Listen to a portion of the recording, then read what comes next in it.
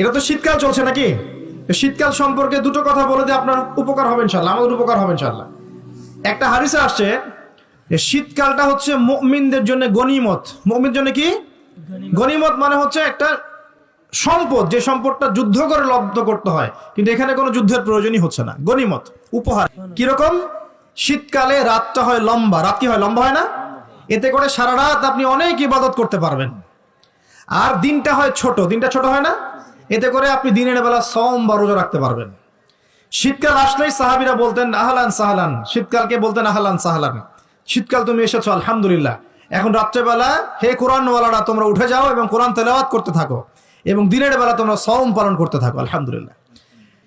শীতকাল সম্পর্কে একটা এরকম বর্ণনা আছে, যখন কঠিন শীত আসবে তখন ওই শীতটা থেকে একটা আশ্রয় প্রার্থনা করতে হয় আল্লাহর কাছে, আল্লাহ এই কঠিন শীত থেকে আমাকে বাঁচাও। কারণ কি জানেন? কারণ হচ্ছে জাহান্নাম বছরে 2টা নিঃশ্বাস ছাড়ে। কয়টা নিঃশ্বাস? 2টা। একটা নিঃশ্বাস গ্রীষ্মকালে যখন প্রচন্ড দাবদাহ চলে, ওইটা হচ্ছে জাহান্নামের নিঃশ্বাসের ফসল। ওই প্রভাবে পৃথিবীতে এরকম দাবদাহ চলে। এই সায়েন্স বিশ্বাস করবে? করবে না। ওর বিশ্বাসের আমার যায় আসে না। আল্লাহ পাক বলেছেন সত্য, রাসূল বলেছেন সত্য।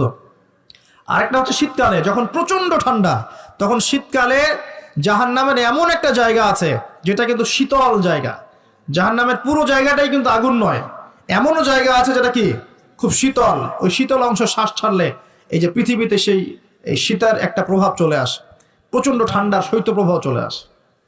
এটা হয়তো অনেকে বিশ্বাস করবে না, মনে করবে যে ধর্মান্ধ কথাবার্তা।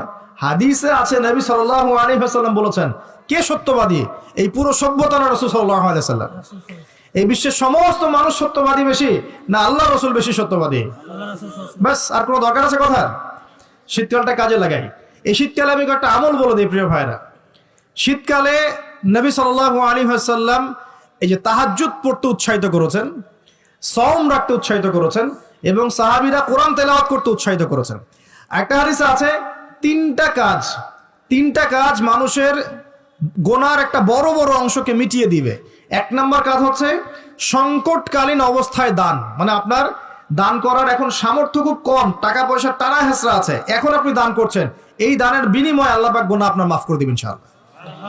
2 নম্বরটা হচ্ছে যে কঠিন গরম পড়েছে, এই গরমের দিনে আপনি রোজা রেখেছেন, তৃষ্ণার্ত থেকেছেন, এই গরমে রোজা রাখার কারণে আপনার গুনাহ মাফ হয়ে যাবে ইনশাআল্লাহ।